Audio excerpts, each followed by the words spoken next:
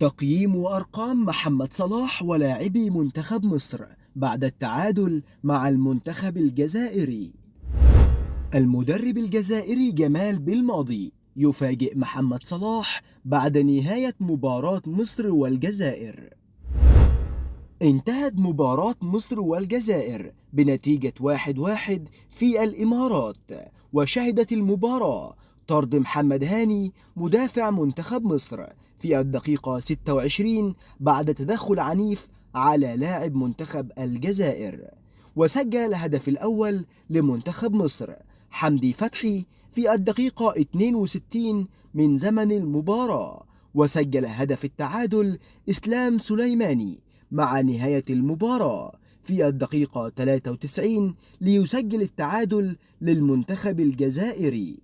وجاء تقييم محمد صلاح ولاعبي منتخب مصر كالتالي: البداية عند محمد الشناوي اللي واخد تقييم 7.5 من 10، محمد هاني 5 من 10، محمد عبد المنعم 7.4 من 10، علي جبر 7.5 من 10، محمد حمدي 6.9 من 10، حمدي فتحي 7.9 من 10، محمد النني 7.1 من 10، أحمد سيد زيزو 4.9 من 10، محمد صلاح 7.8 من 10، محمود حسن تريزيجيه 7.3 من 10، مصطفى محمد 5.9 من 10. أما بالنسبة للبدلاء: عمر كمال 6.9 من 10، ياسر إبراهيم 6.1 من 10.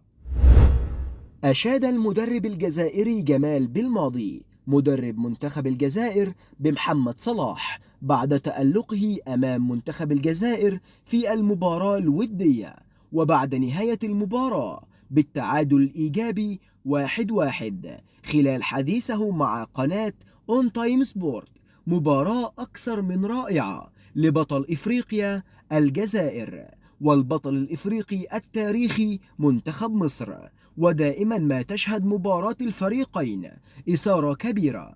اللاعبون قدموا مباراة كبيرة اليوم، ولست مندهشا من أداء محمد صلاح في المباراة. صلاح من أفضل اللاعبين حاليا في أوروبا، وهو الأفضل في إفريقيا بجانب رياض محرز. وأضاف المدرب الجزائري: منتخب مصر يملك مقومات كبيرة ويحظى بلاعبين كبار.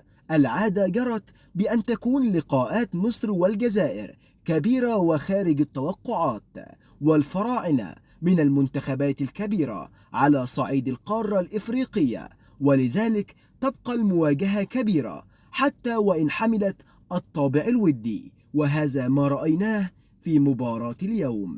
وبكده بنكون وصلنا لنهاية جميع أخبارنا النهاردة، فلو عجبك الفيديو ما تنساش تعمل لايك واشتراك في القناة، ونشوفكم إن شاء الله في فيديوهات تانية قريب. سلام.